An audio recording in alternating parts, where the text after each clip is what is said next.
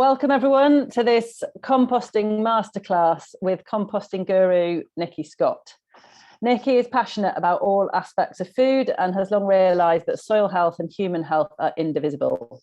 He's a self-confessed bookaholic, and second-hand bookshops are the most comforting places for him. He got hooked on all the Faber and Faber Soil Association classics on soil and health and realised that Yves Balfour and other pioneers of the organic movement understood and predicted so much about the state of the nation's health. Silent Spring was another prescient classic which started him on a chemical-free life, and his understanding of the ecological emergency, and Frances Moore-Lapp, founder of the Food First Foundation, and Susan George, the academic behind Food for Beginners, inspired the content of the Legumes Theatre Group. He's a founder of Proper Job, which grew from a compost heap at the end of his allotment, initially known as the Chag Food Community Composting Project. And he's a great advocate of cradle-to-cradle philosophy, which says that all manufactured items should either fit into a technological loop with their end of life in mind. So, for instance, they should be easily take-apartable and all their component parts suitable for reuse, recycling of composting and anaerobic digestion. The second loop is all the compostable anaerobic digestion materials. So Proper Job is a practical demonstration of how we can work towards this ideal. And this webinar is being presented by the Community Supported Agriculture Network UK, and as a partnership between ourselves, the Seed Sovereignty Programme run by the Gaia Foundation, the Land Workers Alliance and the Organic Growers Alliance. And we're really grateful to Farming the Future for funding it. It focuses on practical teaching and farmer-to-farmer knowledge exchanges from farmers and growers around the UK. And it's designed to increase knowledge exchange and learning on both the politics and practice of agroecology, seed sovereignty and food sovereignty. So if there's a theme that you'd like, we've got another year left. And if there's a theme you would like to hear about, please do get in touch. I will later in the webinar just stick our website and my email into the chat. So I'm going to hand over to you, Nicky. Hey, hello. Thank you for that wonderful introduction. Hope everyone can hear me okay. It's wonderful to look at all the people coming on the chat, all sorts of people from all over the place on different levels, from home composting to all sorts of market gardens and all sorts of things. So hopefully I can accommodate everybody. It's a bit of a challenge, but yeah, great. Community Composting Network. Oh, that's great. I've just seen Claire there. So I was I started the composting project here in Chagford back in early 1990s, and then that led to me being employed by the local authorities to run a sort of growing community composting network. And then shortly after that, we formed a national community composting network. So as all sorts of stuff has happened in between, and that was based at Healy City Farm, as I was talking to Susie about before we started, in Sheffield, which is where she lives. And we've now just relaunched it this year. So we've got composting in the community network, which is great. So I will go, without further ado, I'll share my screen and go on to my things. Hopefully I'll pick the right one. There we go. And I have to go on to that. Hopefully, there we go. Hopefully you can see that all okay. That picture of me was trying to clean out the pond and getting splattered with mud. But anyway, there we are. There's some of the things that I'm involved with. So I'm also involved with the Growing Devon Schools Partnership, because passionate about getting kids outside, getting them composting, getting them growing, and all the rest of it. So you can look at our Growing Devon Schools Partnership website, as well as the Devon Community Composting Network website and Proper Job website. I think they're all at the end, or they'll be fully available to you, I'm sure. So can you see that I've got a lot of gubbins in my screen in front of it? Are you seeing that as well, or is that just me? That's great. No, it looks perfect. It's fine. Oh, that's good.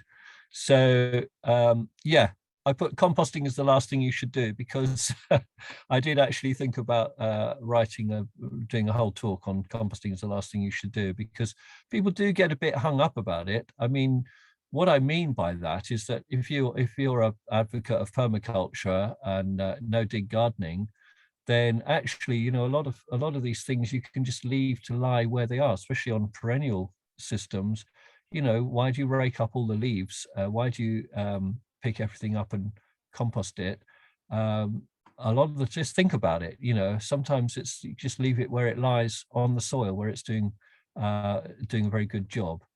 But of course, this talk is about composting. So, you know, we're going to go around, you know, but, you know, you do use a lot of energy carting materials around. Growers have an enormous amount to do, and compost often goes to the bottom of the list, and then they buy in compost and manure, so why bother to make your own? I mean, for instance, I was working or advising Sutton Community Farm in London, on the edge of London, and one of the things that they did was they were pulling up all their brassicas at the end, and there was sort of these big sort of clay root balls on every brassica that they picked up, and then they were being piled in these horrible stinky piles. And I said, well, why don't you just go around with loppers and just chop them off? Don't pull it out because you're disturbing the soil. Just compost the tops and leave the rest in the ground. And that's easier to compost. You haven't got the soil to deal with. You haven't got to knock it all off. And then you can just go between those rows, and they were just sowing, I think it was a green manure crop or another crop afterwards, and it'll be fine because you've got all those roots in the ground that are just going to break down. So rather than composting it, leave it in the ground, leave it there. Okay, but this is about composting. So very often you need to do it, and it should go hand in hand with the system you have, whether you're a home composter or whether you're working on a market garden level or whatever level you are. You know, the fundamentals of composting are exactly the same, but you should be able to, I mean, I've come across so many situations where there are multiple people using a system and it's got very complicated and people get confused. So you need to make it simple and effective and design it around that. I've done an awful lot of work with schools, and believe me, you really need to be very simple when you're working in primary schools with kids. They've really got to understand what's going on. So this is what we all want. Black gold. You can see this is from our community project Proper Job in Chagford, and you can see in the background there, that's a bit of sieved compost, and you can see some of the sticks in the background there that have come out from our rotary sieve that we use. And that's a very good illustration of, because that shows what a healthy soil should look like, and also a healthy compost, that it kind of should go into that rather kind of granular form. And I'll explain a little bit more about that in a minute. So the basics, I've cut it down. There's only two things that you need to make compost, and that is air and water. And I'll probably hammer that point home quite a lot, because it really doesn't matter what kind of composting system you have. Everything, it's a biological process, and everything needs air and water in roughly equal amounts. So forget about all those carbon to nitrogen ratios and things you might have read about. That's just really difficult to get your head around and really difficult to understand. All you need to understand is that it's biology, and it's an all living thing. Pretty much, you know, the stuff that we want, they need air and water. So we need air wherever we are, obviously, or we're going to die and drown, and we're going to die if we don't have enough water. So that's the same for the biology in your compost heap. And if you combine them in the right way and your materials in the right way, then you're going to create a bacterial fire. So the bacteria are going to increase, and they're going to generate the heat that you see in compost heaps. So they're going to be nice and toasty. And that is going to end up with something that's not earth, but it looks very like earth. So it's very elemental: fire, air, water, and earth. So it's the really alchemical, dealing with the elements. So the stuff that we put on the compost heap must be a mix that allows air through the heap and have sufficient water so that creatures can swim in it, like this. So that looks a bit like a kind of Attenborough deep blue sea picture, doesn't it, of creatures in the deep ocean. But remember, these are bacteria, and they're swimming in a tiny little thin film of water that was around all those little granular bits that you saw in that handful of compost. So that's their ocean, that thin skin of water around each granule, each little blob is that. So each little particle is a mini planet with a mini ocean. So this is this picture is from an old soil book that I've got. Not a great photograph, but I love the illustration because that shows what a healthy soil should look like.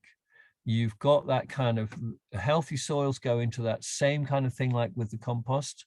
So little balls, each with a little film of water around, but with air gaps in between. So it's that balance between air and water through the compost, through the composting process, in the finished compost, in your potting substrates that you make, and in your soil. It's all the same. You've got to have that balance between air and water.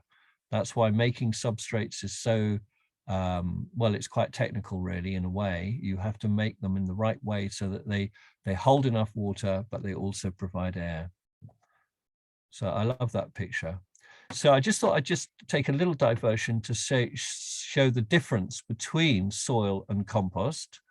So soils consists of 5 dynamic systems which all interrelate in a very, very complicated way. So you've got your air and your gases, your water and your liquids, your living organic matter, and all the kingdoms of life are present in healthy soils. You've got dead organic matter, obviously, and then you've got your mineral fraction of the geology of your site.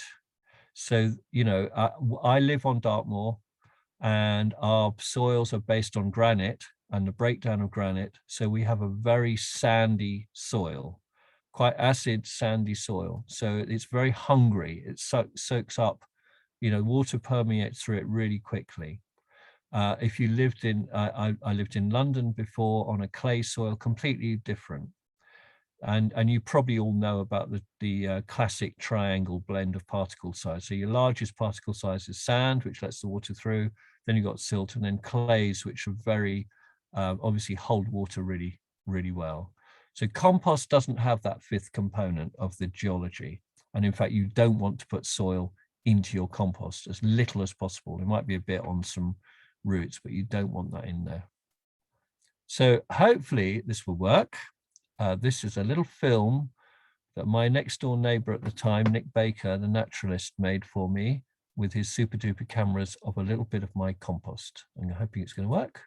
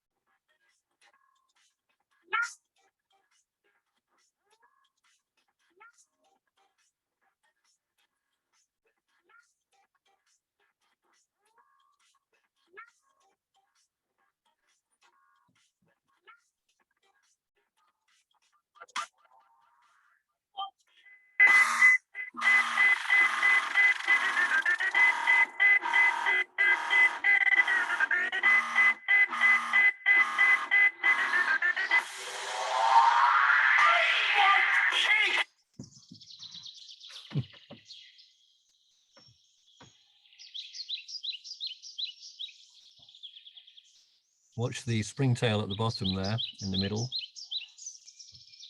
And it's gone. They ping off. So that little film I made, or Nick Baker made it, and it was then edited by another friend for, oh God, taking around primary schools mainly. So they love that.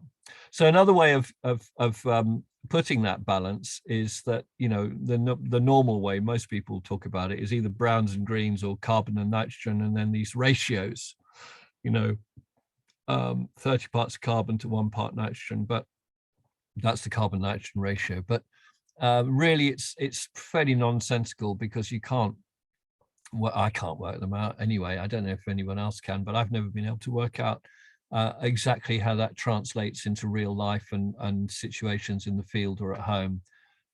So I just think of it as basically 50-50 carbon to nitrogen. I do when I'm doing live workshops, I do a sort of mindfulness of composting workshop, and I get people to go out into the garden and pick things, and just to think about, is this material, is it going to allow air through the heap, or is it going to add water to the heap? How tough is it? How soft is it? What's it going to do? And there are some materials that will have that kind of sweet spot in the middle. Things like fully grown, when you're cutting down your runner beans or your beans of climbing beans, they're pretty tough. They've got a good lot of fiber in them, so they'll provide quite a lot of air, but they've also got a lot of green. Fully unfurled bracken is another one. But if you've got very soft sort of grass mowings or something like that, then you know that you've got to open it up with something like wood chip to get the air through it. So you're mixing a bucket full of grass cuttings with a bucket full of wood chip, that kind of thing. So I'm going to do, this is a little, this is using what we call a Dalek bin, being used as a bit like a sort of sandcastle making bucket on the beach, to sort of put the materials into. And just remember that although this is just a Dalek bin on my allotment, you can scale this up to any size, and it doesn't make any difference whether it's this little tiny little thing here or something that's being turned by a massive great machine. So I'm just layering. So start off with a layer of kind of wood chippy, sawdusty shavings type material, grass cuttings, so that's the air and the water, air, stuff from our community cafe, which was sort of peelings and leftover veg from the shop bits. So there's a lot of parchment paper there, and just layering up quite thick layers. I'd normally do it thinner than this, but for the photography it was quite thick. Just layering up air and water, stuff from the cafe, wood chippings, grass cuttings, bit of water added, more green stuff from the allotment, and all the way up. Bit of compost on top, because I forgot to sort of sprinkle a bit of compost through as I went, and then put it all back together, take the temperature, put the lid on. The temperature was 20 degrees when I started, so that's it. That's the sort of just over 20 degrees, the ambient temperature. The next day it went up to 30. The next day it went up to 40. Very neat. It really cooperated with me. The next day it nearly hit 50. So that's 3 days. So that increase of the bacteria can double every hour. So if you start off, when you start something with let's say you just had one bacterial colony, after 24 hours, doubling every hour, you're going to get up into the millions. So you're up into 8-16 million within 24 hours. And that's what generates the heat. And then you can see how much it's sunk down just in those few days. It will really take off if you do the mixture right, and it starts to change color as well. So you can see how much it's sunk down. And that's really, really remarkable how that works. There's some films on the website and on the Proper Job website of other things we've done to show this. And it's quite a fun thing to do once a year. I usually do it every year, something like this, just because it's quite fun. Because normally we're adding a small amount at a time, but you're still going to generate heat. Nicky, I've got a question here from Anna. Yeah. How do the bacteria generate heat? What is the process exactly? Well, it's a bit like, imagine if you're going to a gig and then more and more people pile into the room, and then more and more people pile in, and then more and more people pile in, and more and more people pile in. All of those people are respiring and generating their own heat. And because they're multiplying so fast in a small space, it's just going to generate heat. And it's not just the bacteria that are doing that, although predominantly at the first phase of composting it is, but it's this exponential explosion. So from 1 to 8 million in 24 hours. Imagine if you went into a, I don't know, Victoria and Albert Hall, there's just one of you, and then more and more people kept piling until there were 8 million of you in there. It would be getting very hot, wouldn't it? So that's what's happening. It's just that increase of life, actually, because life generates heat. I know, it's extraordinary. There's another So question here, which is relevant to what you've just been saying, which is so no soil on a compost pile, but yes, compost. Yeah, soil is basically, so the most healthy soils with the best sort of cation exchange capacity, the most organic matter, you might get up to sort of 10, 12, even 14% organic matter. But the rest of it is just going to be the mineral fraction of the soil. So it's going to be clay or sand or silt or loam, whatever, or a combination. So it's basically going to be the geology. Now, that's not going to help the biological side of the process at all. Yes, there'll be a little bit of, like every little teaspoonful of soil has got millions of bacteria, billions of bacteria in. But it's also got lots and lots of non-bacteria. So it's got lots and lots of just the mineral stuff. So too much soil is not good. It's going to shut it down, and it's going to stop air passing through. It's going to shut down the biology, actually. So you don't want soil. So when you're putting in weedy roots and things, it's really important to knock off as much soil as you can before you put it in. You don't want piles up. If you can't do that, if you've got sort of heavy soil and you've got coochie roots or whatever it is, the best thing to do is then to just, this is a sort of strategy for perennial weeds, is to make a pile on the ground, just make a neat pile, and then cover it with, the best thing is really dark, black, heavy duty black plastic, or put it in a barrel or anything that will shut the light out, basically, because you want to stop those plants photosynthesizing. You want to stop them growing, and then you will make a really nice loam stack in that way. So that's the best thing. Couple more questions on heat. Can it get too hot? If it goes up to 50 degrees C, does this select special bacteria, and does it get hot enough to stop seeds growing? Yeah, okay, so 3 questions there. Yes, it can get too hot. I mean, this is why in the old days, things like haystacks would catch fire. I was actually working on a farm many years ago, and we were filling up a barn and the hay was a little bit wet. We were putting it in and it was getting really hot. We were all dripping with sweat, and suddenly the farm manager said, I'm frightened it's going to catch fire. We had to start throwing it out, ripping the pile apart to cool it down. And on a large scale, some of these big municipal composters, they turn their compost with these huge machines, not to heat it up, but to cool it down, to release heat. So yes, it can get too hot, and you don't want to get too hot. And quite a lot of the municipal composts, one of the complaints is it almost carbonizes, and you get this kind of clinky, it really is like charcoal, some of it, so it's got too hot, and you don't want that, really. I mean, generally speaking, most people, we're not going to get it too hot, depending on the scale that you work, but you don't want it to be that hot. And if you're adding a little bit at a time, you're generally okay, because you're not going to get that hot. As for weed seeds, yes, I mean, some things are really resistant to being cooked. So tomatoes, for instance, are notorious for going through very hot compost and then coming out and perfectly okay to germinate again. So you can cook quite a lot of wheat.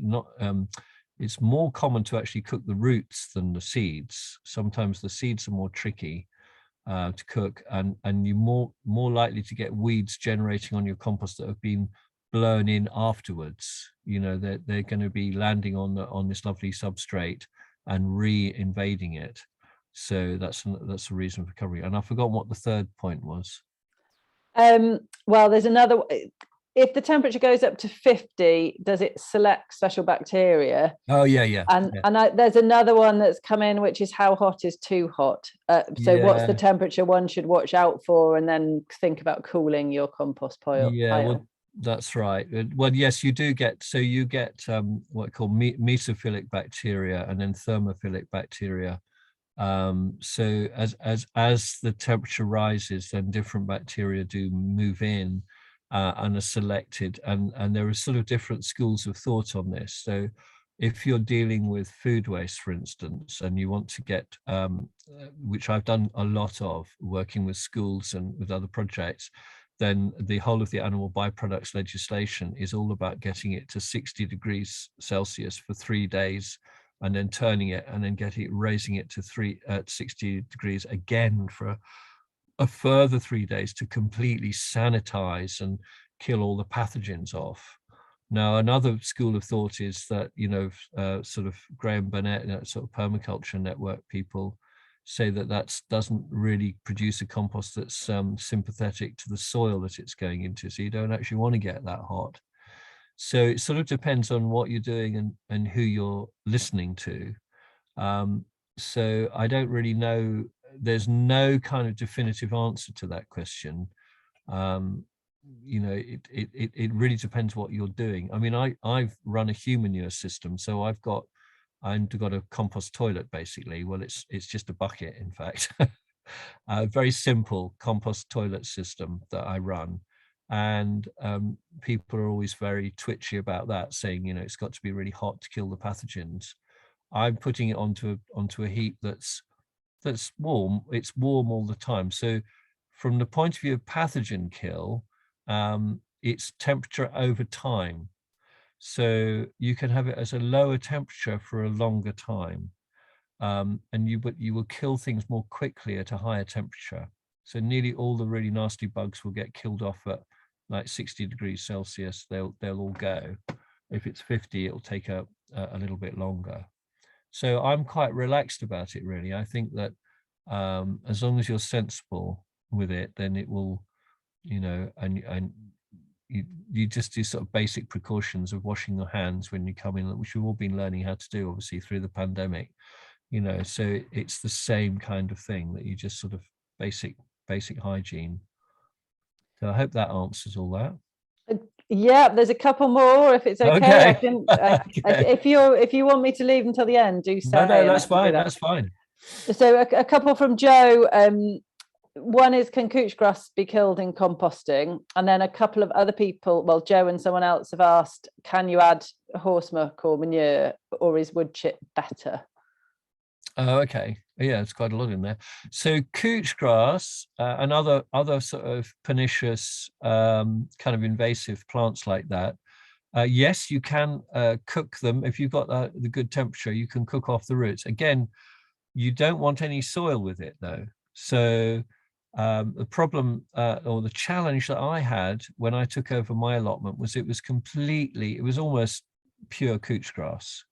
And so I instead made large kind of loam stacks of cooch. I would probably, I'm going back 30 years now, so I've learned an awful lot in the interim time. I probably wouldn't have done it like this, but I actually dug it and, in fact, ploughed it, and with a farmer ploughed it, and it was rotavated like mad. I wouldn't do it. I wouldn't advocate that anymore. But what it did mean was that I had large amounts of cooch, especially from the edges where I had to sort of make a neat edge, and I made big piles of loam. If I was dealing with it now, I'd probably do it with barrier mulching with cardboard and wood chip, and then just work on getting the cooch and bindweed and other roots like that out over time, because you can loosen up the soil and then pull it out very easily. But what I do with my perennial roots like that now, mostly bindweed I have, is I put it into a container, like a barrel, and then put a lid on it without water, just to stop the light. So I just sort of collect it together and put it in a container and exclude the light, and then it takes about a year to break down. And then, in fact, this year I grew potatoes in my bindweed barrel sort of solution as an experiment. I put that in a container and grew potatoes in it, and they grew pretty well. So it's always good to experiment. I always encourage people to play around and experiment with things.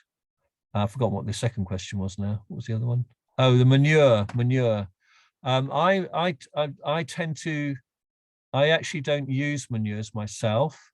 not because I'm a veganic grower or anything like Ian Tolhurst, but because I'm very worried about farmers using broadleaf weed herbicides, which have really unfortunately been approved by the EU.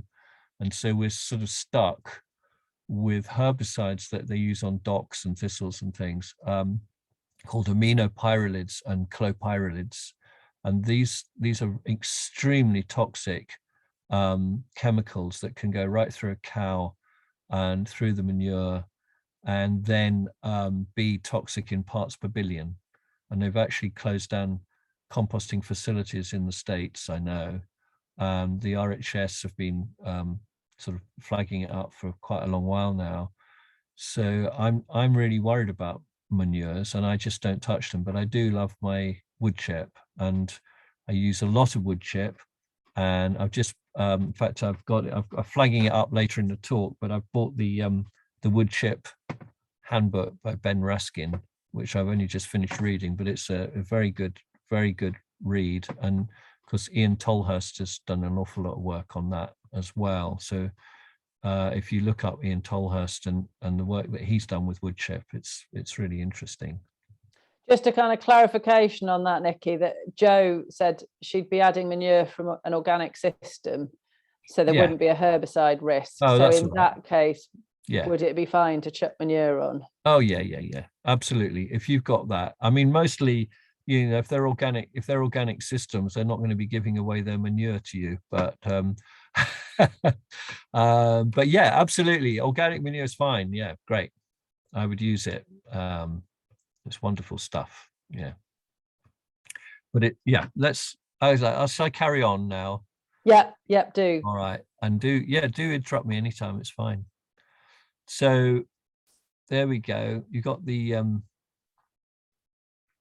all these bacteria that start to proliferate, and then it goes through this sort of two main stages. So you get this very, very rapid thing, which you saw with the little sequence with the Dalek bins, where it gets very, very hot. And then, of course, what I didn't go on to show you was what happened after that first phase. So then you got this very long, slow cooling maturation phase, which can be months or years, you know. And that's really where you've got the fungi moving in to deal with the sort of cellulose and the woodier stuff, and then the worms, of course, finishing it off. So I've just been digging out one of my bins today, and you can usually tell when it's ready, but then every now and again, within the cubic meter that I was digging out, there were little patches where there were quite a lot of worms. So I was trying to dig out the little clumps of worms where they appeared and chuck them into a bin that was still active, you know, because they generally, when it's finished, the worms have gone through it and then they move on, you know, they move into another pile.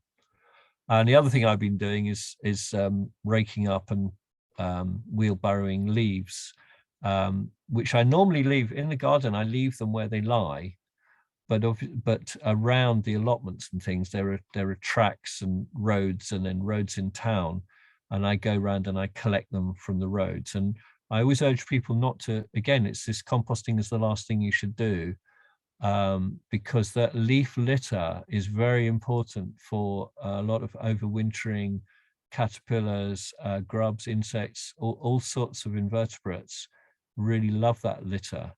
So you don't want to tidy up. Don't tidy up too much, you know, try and leave patches as much as possible. But you can see that's just leaves that are piled up, and quite a lot of heat coming off it, because there's still quite a lot of green nitrogen in there, even though the tree has pulled as much of the nitrogen off. There's still quite a bit left in leaves, so a big enough pile will generate heat initially, but then you just leave it to quietly mature and the worms to move in. And you know when your worms are happy, because you see in the middle there's a cocoon. Looks a bit like a grape pip.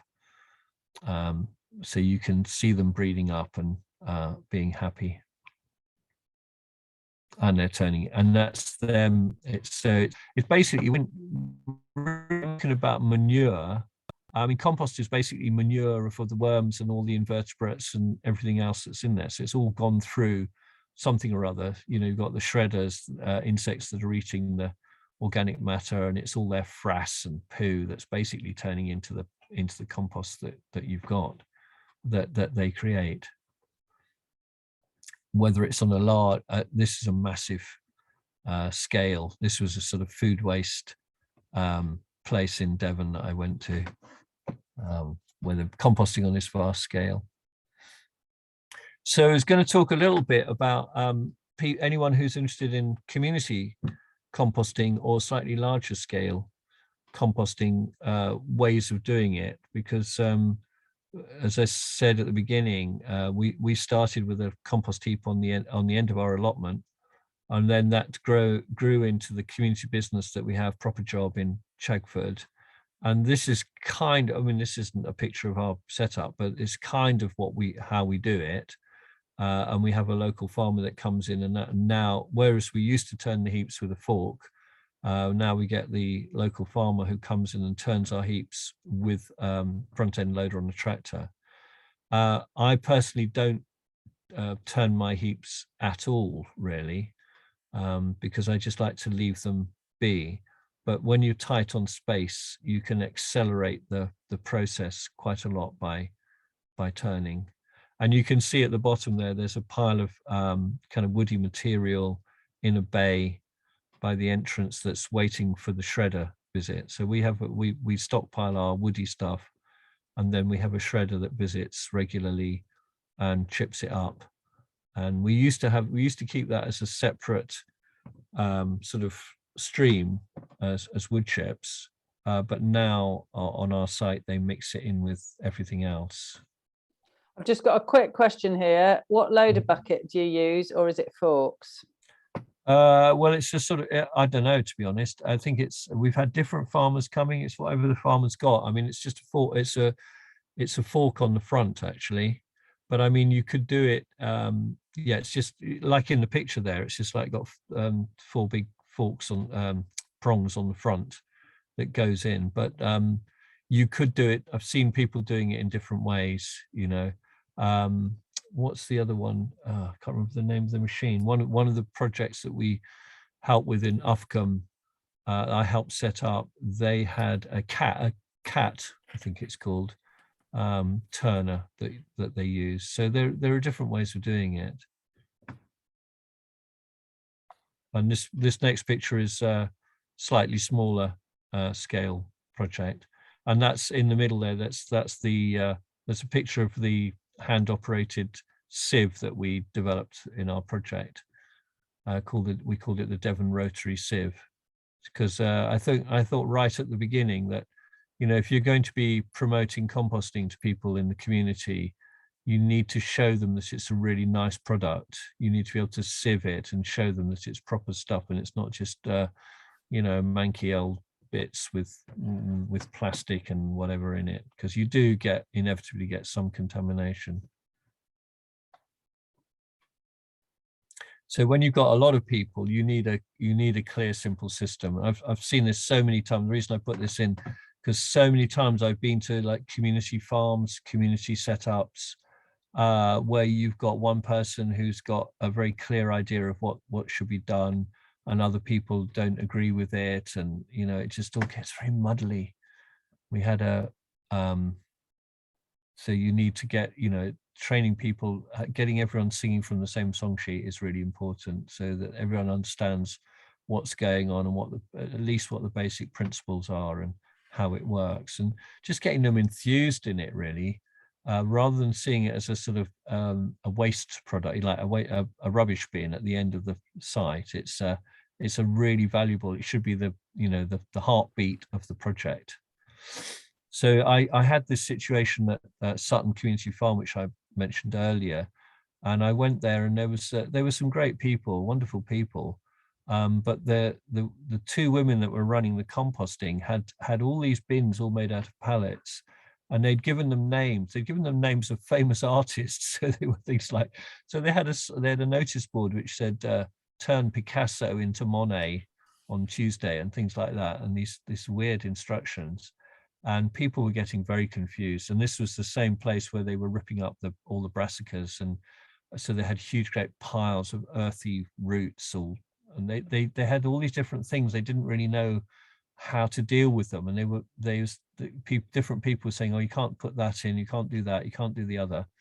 So I went down, I did some training days with them, and in the middle there you can see there's a big bit of blue tarpaulin. I think the next picture will show you the other side of it. There we are. So I basically rationalized their whole way of doing things, and got them to making windrow. So a windrow is basically a pile which you then add on to laterally. So you make a pile and then you add on to one end. So that box that you can see in the foreground was where they're adding the materials over the top, and they're mixing the greens and the browns, the airy materials and the watery materials together, piling them up. And then the tarpaulin is to trap the moisture that's coming off, the water vapor that's being released, because when you're generating a lot of heat, you want to try and hold on to as much of that moisture as possible, or it's going up into the sky, and then you're going to have to add more water to your heap, or it'll just dry out. So this was a sort of windrow former. I basically drew that on the back of an envelope and said, why don't you try this? They built that, it worked really well. And then after I took this picture, they adapted it and they put wheels on it so they could pull it back more easily. So you just stand on the back, or you load stuff over the back, create that new heap where the wooden bit is, and then pull it backwards, and it creates this windrow as it moves along. So that was the idea there, and that stopped, and then everything goes in there, and there's no other sort of complications to the process. And that's not my idea, that's an old idea. So on biodynamic farms you get windrows exactly the same, not with the former maybe, but that's a windrow on a biodynamic farm, covered with straw, and the straw really is just to like a thatch on a house. It's just to help to control the moisture levels within it. But that's a whole other story, talking about biodynamic compost. So I just thought, we've talked a little bit about weeds. Had some questions on weeds. So I put this in as it always comes up. And I do a whole talk on weeds. There's one on the Proper Job YouTube channel that I did on wild and wonderful weeds. And it's sort of really understanding what a weed is, why you'd want to control it, why it's unwanted, and how you can deal with it primarily through cultivation, and dealing with it early. So really you've got to get on top of especially the ephemeral weeds, the things that grow really fast, like groundsel, chickweed, those kind of things, and through hoeing. So it's really through hoeing on your heap, on your beds before you get going. But the composting process should be effective with dealing with any weed residues, really. And then there are a number of strategies. So you can drown them, the poor little weed drowning there. You can put them in a barrel to stop the light, or cover them up in heavy duty black plastic. Or where I was at Knightshays Court on Saturday in the walled garden there, the gardener there said that what they do is they spread their wheat, any stuff that they really want to control. They basically spread it out over the ground and dry it off. So you can dry things out, or you can even put sort of chickweed frames out. So a lot of roots. So you can dry out roots of bindweed, cooch grass, all those kind of things. You can just lay them out and dry them off, if the sun's shining. So it kind of depends on where you are, what the weather's like, how you deal with them. But there's a few strategies there. And then I wanted to just talk, before we get on to kind of questions at the end, because I trained at Henry Doubleday Research Association, which is now Garden Organic.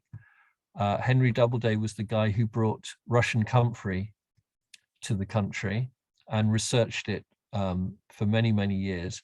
And when he died, all his research notes and everything that he was using was actually burnt by his housekeeper, tidying up when he died, tidying up his office and his desk, and just took it all out in the garden and made a big bonfire of all his untidy papers. So when Lawrence Hills, who started the Henry Doubleday Research Association, heard about that story, he decided to dedicate, use his name and reinvestigate Russian comfrey, because it is a remarkable plant. But a lot of people don't make the juice in the right way. So it's very, very useful for making a liquid feed. And a lot of people will just shove it in a barrel with water, which is not the correct way of doing it. So you want to cut it when it's like this, cut it down. I have it growing all the way up the side of my allotment. And one of the benefits of that is it stops the cooch grass reinvading from the side. There you are, you can see it going up. I put it in a wheelbarrow, I shove it in a barrel, and this is the important slide. So the barrel here, you can see is sitting on a little bit of pond liner. There's a hole at the bottom of the barrel. I squidge it down with a spade, and after about a week, juices will run out the bottom of the barrel. I weigh it down, and after a week or 10 days, you get a lovely thick black chocolatey oozy liquid that comes out the bottom, which I bottle up and then water it down and feed. It's particularly good for fruit and flowers, I should say, because it's a potash rich thing. So tomatoes and squashes particularly very good. A quick question here, Nicky. How about chopping it and dropping it? The cooch? I'm guessing they're referring to the comfrey. It's the comfrey, rather. Sorry, yeah, the comfrey. Well, you can. You've got to be a little bit careful with comfrey, although it's actually an F1 hybrid, so it doesn't set seed, but it is incredibly. All F1 hybrids are incredibly vigorous. So they think of a Leylandii, which is a genus hybrid. They're very, very powerful growing plants. The only problem with Russian comfrey is that it can, little bits of it can root into the ground. If it's wet, if you sort of tread on a leaf, if you put a leaf in a jam jar of water, it will grow roots in a few days.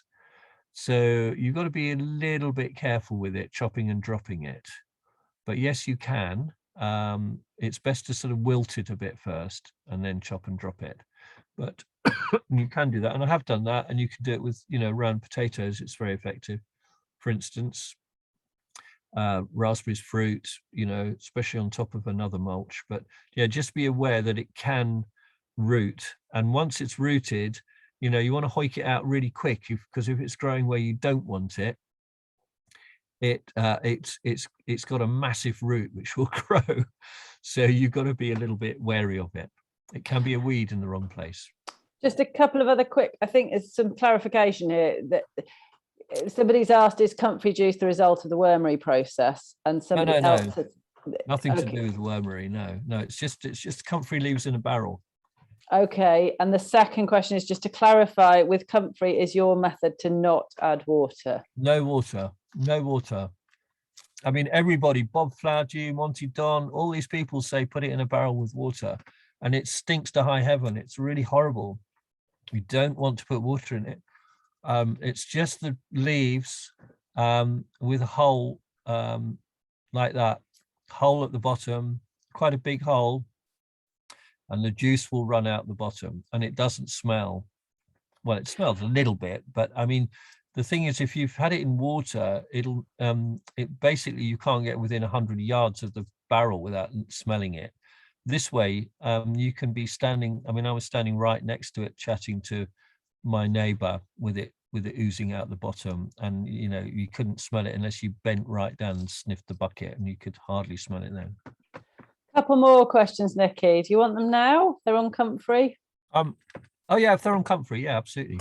So do you want all three at once? Yeah. Okay, so dilution rate for the concentrated juice to make into liquid feed. Can it be mixed with nettles? And does Russian comfrey have the same properties as common garden comfrey? So I also was wondering, I think there are two types in Britain, whether they're both the same. There are several types of comfrey, actually. There are some native comfreys like the rough comfrey, and there are ones that seed, and a lot of people have problems with because they can turn into weeds, especially if you've got wet, heavy soil. They can be quite invasive plant. There's a ground cover comfrey which I grow, which has a little cream flower, which is very good, and the bees love it. So there's that one. But the Russian comfrey is a non doesn't set seed. It's sterile, so you won't get seeds from it. It's a clone. So this is Bocking 14 I'm talking about, which is a clone of Russian comfrey. The dilution rate, when people talk about dilution rates, it's actually really what you're talking about is the water as a medium for carrying whatever it is. So it's not really dilution. People can get a bit hung up on that. You can actually put comfrey onto plants neat, apparently. But you want to spread it around, so you want to dilute it down, so to make it go further. So basically when I'm filling up a 2-gallon watering can, I've got my container that I've put the juice in, and I just put like a couple of glugs, 2 or 3 glugs out of a 5-litre container. I just sort of glug it in, so I don't measure it at all, actually. And then you can foliar feed. If you're using it as a drench around the roots, you might put it a little bit stronger. But really, it's not people get a bit hung up on dilution rates, and I don't think you need to. I mean, I actually feed my comfrey with urine, because comfrey can take neat urine, but I do water that down just so that I can feed my comfrey up the side of the allotment with a bit more water, with a bit more, spread the urine around a bit better. I've forgotten what the third question was now. There was a question about mixing with nettles. Oh yeah, nettles. I do put nettles in sometimes. I mean, nettles aren't as juicy as comfrey. They've got a lot more fiber in them, so they don't break down quite as well. But I don't really know the definitive answer to that, to be perfectly honest. I do shove nettles in with my comfrey quite a lot. I tend to put nettles into my compost, but most people make a nettle like they do put that in water, and it will stick to high heaven, and that's why I don't really do it. I'm always really careful cutting nettles, because being a very keen, I'm also a member of the Moor Meadows group and keen butterfly person, and I've seen so many caterpillars, especially on our allotment, when you've got big stands of nettles. So I'm always very wary about scything down areas of nettle, checking it over for eggs and caterpillars first, because so many of our butterflies, the peacock, red admiral, comma, and tortoiseshell, have used nettles as a feed plant. So do be aware of that and leave them. Of course, nettles are great to eat as well, so we do pick nettles to make soup and cook with. Make a good risotto with nettles, actually. But yeah, the nettle's a great plant. So I'm actually just getting near the end, so we can have more general questions. I just put this one in since I sent you the original slides. This is the book that I've just read that Ben Ruskin's just come out with. It's very new. Really interesting book on how to use ramial wood chip and other wood chip. Learned an awful lot from that. It's brilliant. So I can highly recommend that. And of course, my books in various languages. And I'll leave that up for a bit. So if anyone's got more questions afterwards, you can email me, look at those websites. as well. The DCCN has probably got the most information on. Just to say, I'll send a list. Nicky very kindly sent us a list of references, so I will send that out with the feedback form from this webinar in a couple of days' time.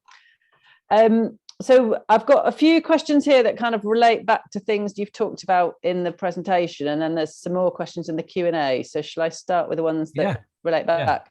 Shall I stop sharing now? Yeah, I guess we can. Yes. I think if everyone's got those, hopefully you can send it out.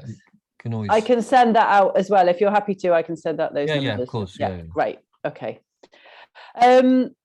So there was a question about is there anything to not add to compost? Plastic. I mean, you can anything that's lived recently, you can compost, basically.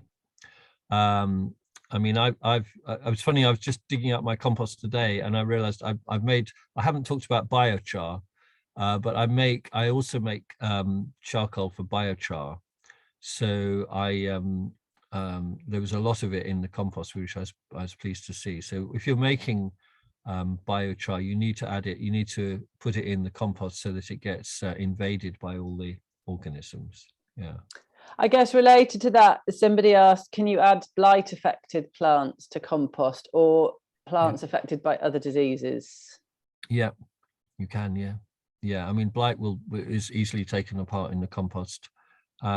Diseased plants are usually perfectly well taken apart. I mean, you have to be a little bit what's the word? You have to sort of have a little bit of confidence, I think. If you've got a warm compost, if you've got an active compost heap and you're not, I mean, one of the things I haven't talked about is adding things in great quantity.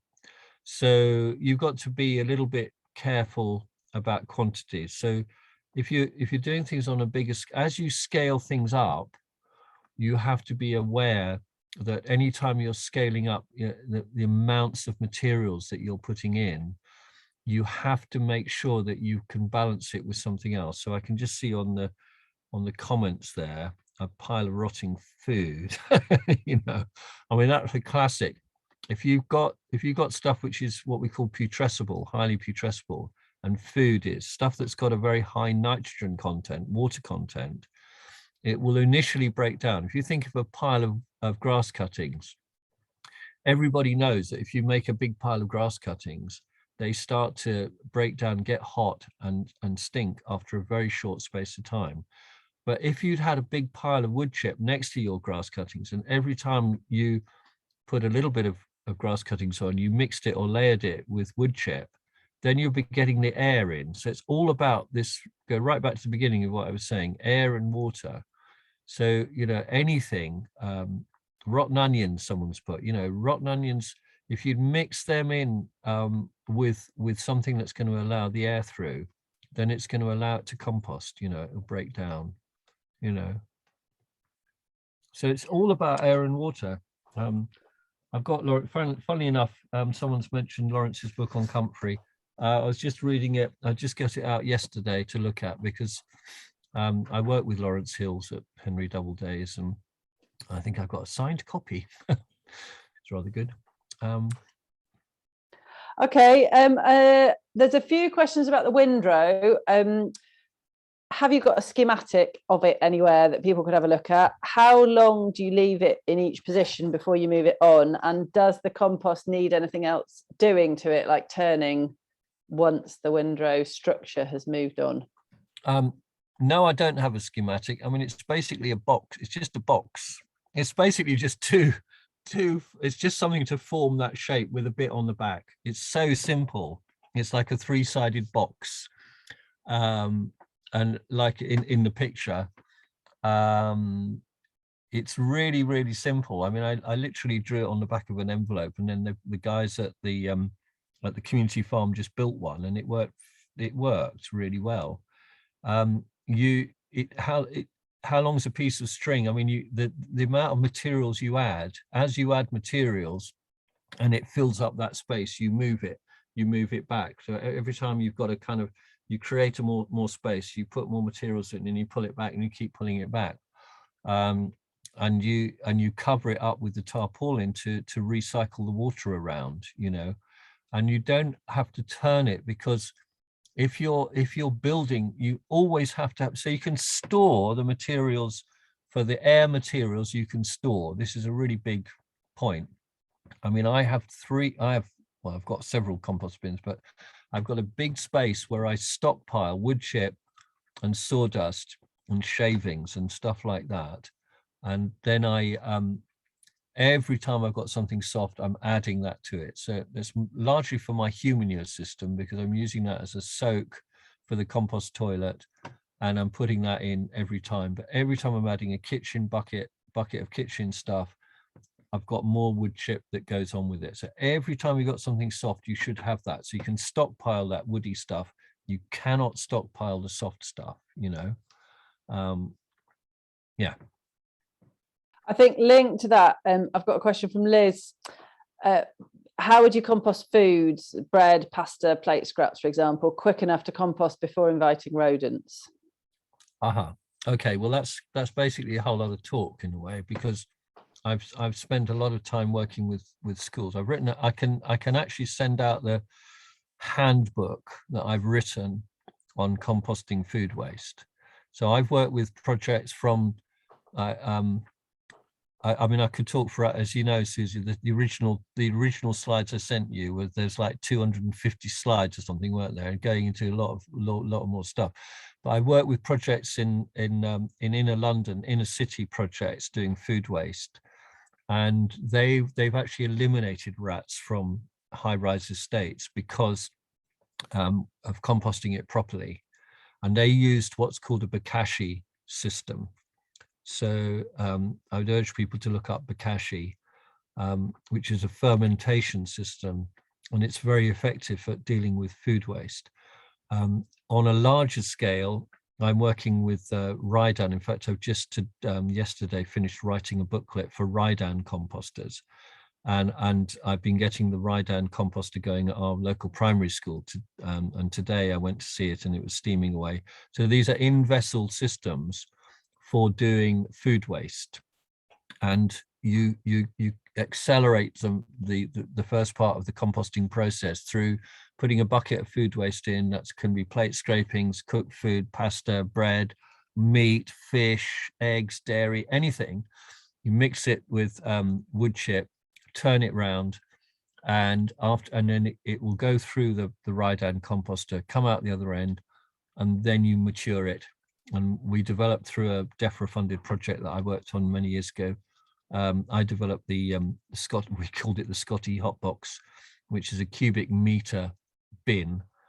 Sadly, I mean, we actually got enough plastic to make 7 more of them, but then that's the end. But you can do it through different ways. But it is a challenge getting rats out. And as I say, I have done a whole talk just on dealing with food waste. So it's kind of a whole topic on its own, really. Okay, great. I've got a few more different things, whether or not you can add them and how to add them. So I've got onion white rot, fibrous green tough waste like beanstalks, bracken and whether it will regrow, and then spent hops. Okay. Well, yeah, beanstalks and bracken are great because they've got a pretty much perfect carbon to nitrogen ratio, 30 to 1 or so. We're actually doing a trial at the moment with bracken and wool. Following there's a company called Dalefoot Compost in Cumbria who make a bracken and wool compost, which is really good. And I asked them if they could move down to do some on Dartmoor, but they're too busy. So I thought I'll try it myself. So we're actually experimenting with that. Bracken will compost really well on its own, and no, it won't regrow. It grows from the roots. It doesn't sporulate. So in this country, well, not so far, maybe with climate warming it will, but it doesn't. So that's not a problem. I've forgotten what the other question was now. Well, we had spent hops, and then moving Yeah, on the additions, great. we also had urine and dog poo. Yeah. Well, all of that you can. Obviously, things like dog poo. Dog poo is actually a really good idea to compost dog poo or cat poo, because if it's left around, it's going to be safer composted. You're going to kill in a proper compost system. You can actually get the heat and kill off the pathogens, because you've got to be careful of toxoplasma and that kind of thing. Pathogens that are in it. But a friend of mine who's got 2 collies locally, he on my advice, he set up a separate composting system for his dog's dog poo that he was picking up because of his children in the garden. So he's picking it up, putting it in the Dalek bin, mixing it with other stuff, and then using that compost on kind of around perennial, flowers and shrubs and things, so that it was quite safe, So yeah, you can definitely do that. Spent hops are great. I mean, any kind of waste product from that kind of thing. I've made some of my best compost using pomace from cider apples, from the cider pressing, mixed with goat manure and straw. Made some fantastic compost with that. But hops are great. You have to think of the air and water all the time. This is where it's actually can be useful to get a book, or the Rodale book on composting is very useful, because it actually tells you what the carbon nitrogen ratios are of different things like hops and a whole range of different things. So you can then work out what would be good to mix with it. But generally speaking, the more things you can mix together, the more likely it is to be a good mix. So I can just see there, is it possible to mix manure and food plants? Yeah, of course it is. Yeah, you can mix anything. The more you mix together, the more likely it is. Just think of air and water all the time. So if you've got a lot of manure and your plants are grass cuttings, then you've got a lot more water, you've got lots of nitrogen, you've got lots of, you need to get some air in it. Think of the density of the materials. Think about how to open it up, And I can see there are a few things there about white rot and clubroot and things. And yeah, these are serious issues. We did a lot of work at Henry Doubleday's. We had a clubroot patch. And what we found was the best was, if you've got clubroot, then you obviously don't want to dig up plants with clubroot. So again, if you can cut them off, anything in a clubrooty bit, if you can cut off the top growth, leave the roots in the ground, and then when you're planting stuff in that bed, you can just dig a hole. So do no dig, don't spread that around. We used to take our wellies off when we came off the clubroot bed, and put them in a plastic bag and then wash them, because the clubroot spores going around. But I think with a no dig system and with sensible use of making holes in the soil and putting plants into a sort of compost rich soil, that will really help. So you can actually live with both white rot and clubroot if you're sensible. And I think that both of these these diseases have come through sort of, well, my theory is, I've got no kind of backup for it really, but I think if you're dealing with a no dig system, that you can actually work through them. I mean, with white rot, they say you should leave it should be at least 7 years before you grow any more alliums in that spot. Some people say even more than that. But then the Shumi Japanese system says that you should carry on growing the same crops on the same bit of land every year. So there's still such a lot that we don't know, and I always say, I think it's really good to keep experimenting, keep trying things out, and even fail. I mean, if you don't, Gabe Brown, the great American farmer, says if you don't have a failure every year, if you don't experiment and fail every year, you're not doing things right. So I think that's quite a good thing to remember as well.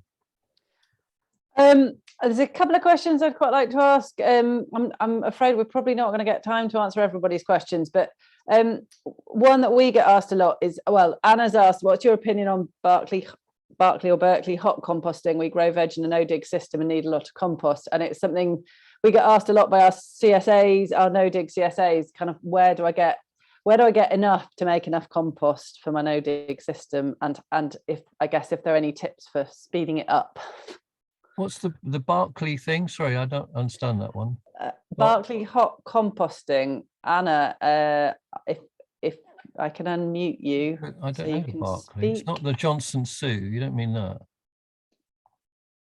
Anna, I've just allowed you to talk. Do you want to? Hi.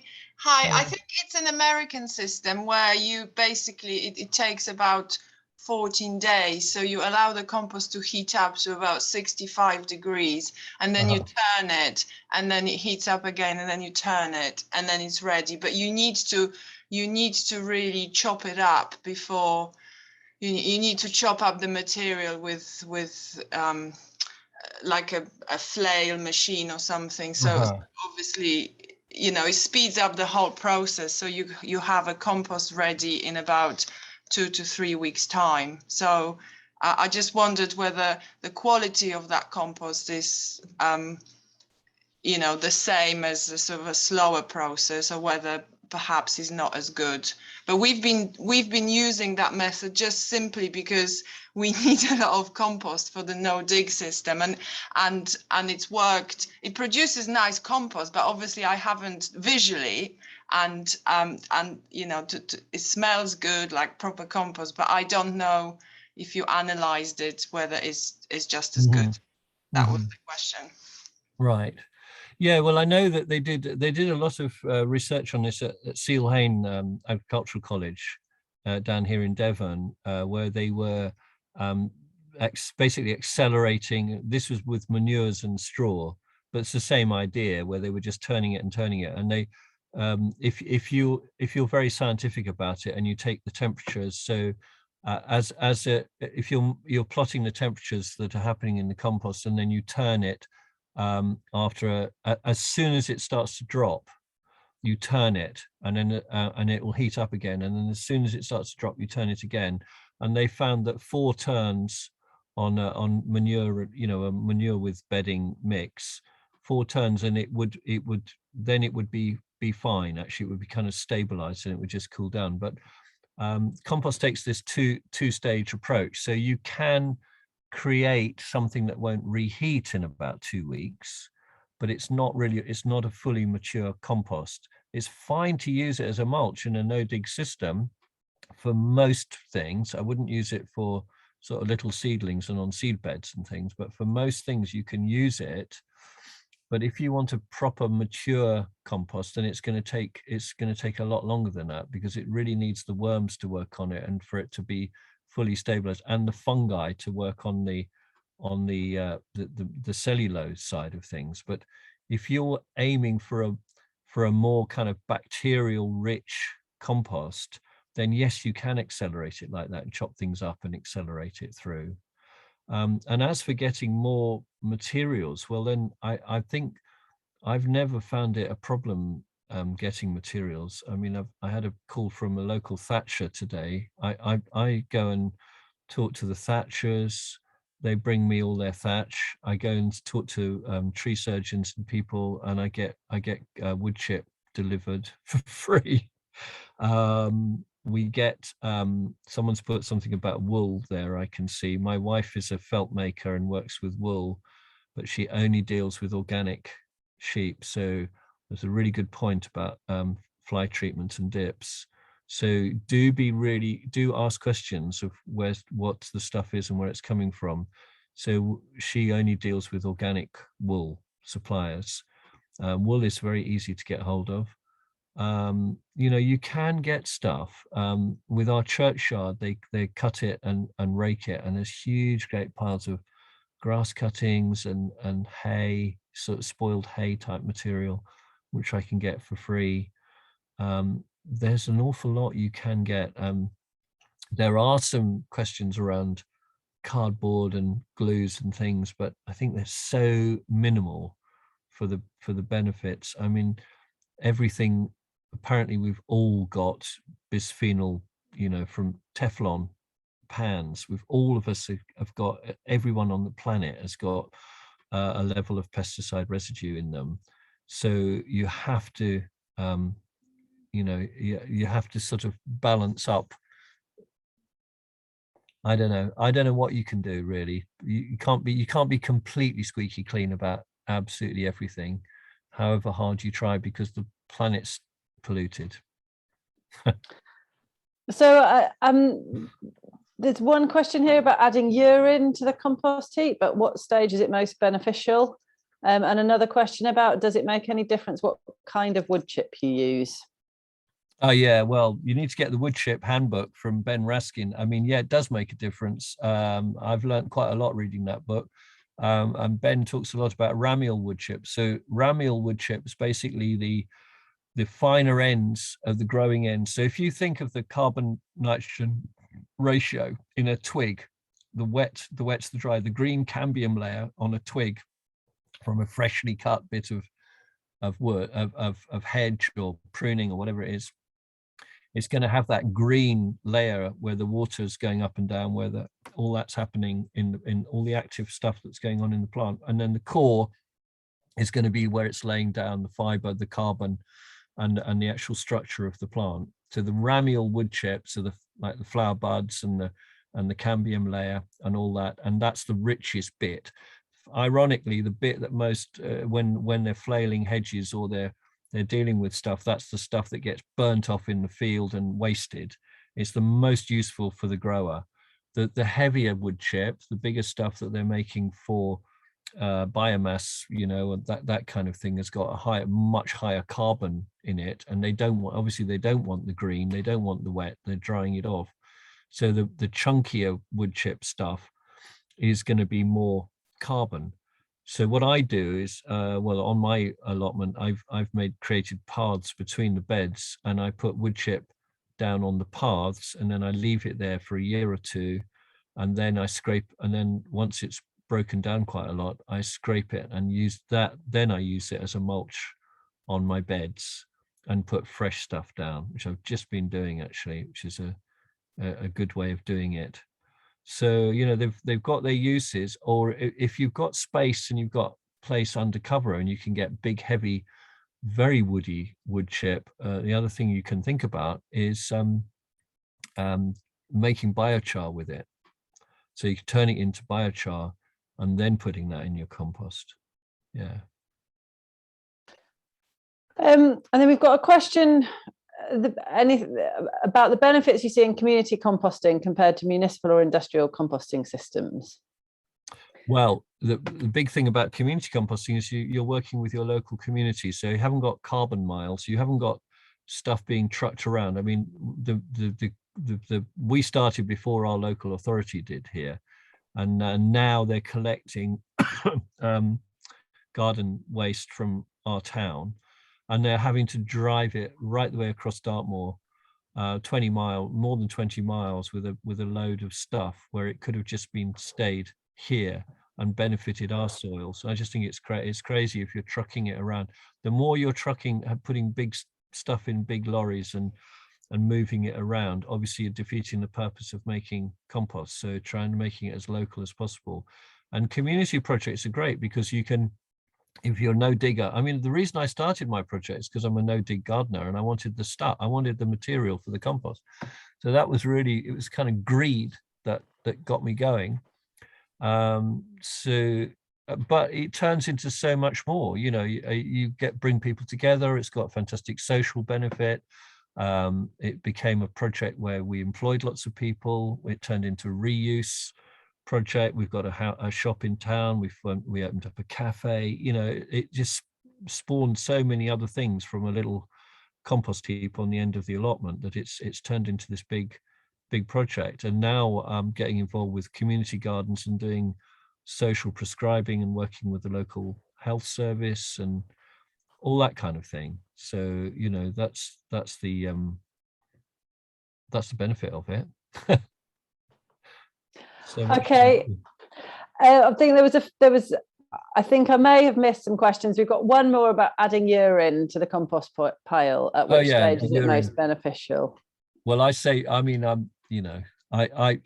in a container all the time. I always save my urine because I think that's such a valuable material. I feed my Comfrey with it in the growing season. This time of year, I'm adding it to leaves that I've been raking up leaves, so I'm putting it into leaf piles, and then I also I will put it into the compost as well, or I'll water it down and feed stuff with it. You know, I mean, there's lots of things you can do with urine. There's a very good book on urine, actually. Green Books do, by Carol Sainfield. I forget what it's called. Liquid Gold, I think it's called.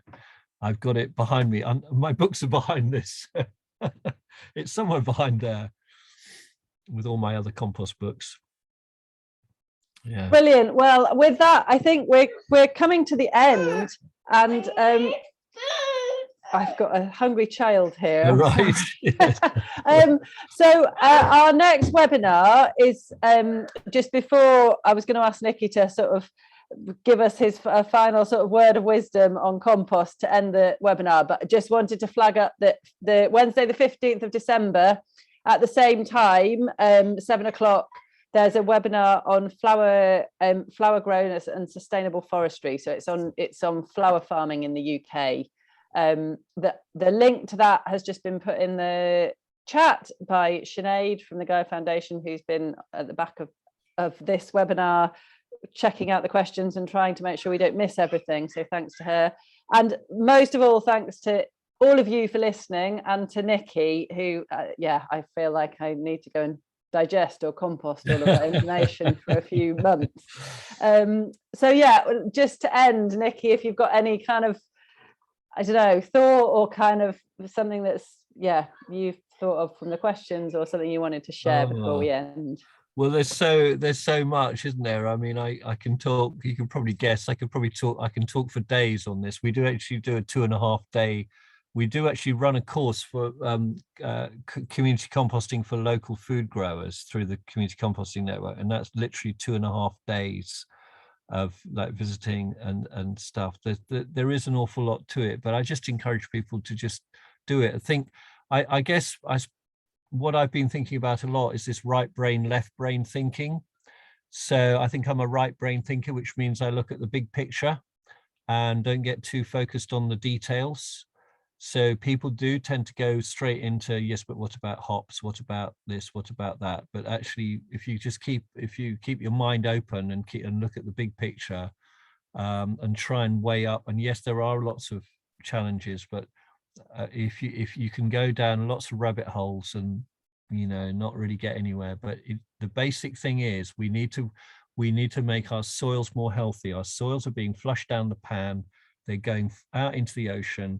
Composters are really healthy. Soils is the key to everything. So we'll have no food unless we have healthy soils, and compost and no dig systems is the way forward. Save the world. With that, I'll end here. So thanks ever so much, and bye everybody. Bye.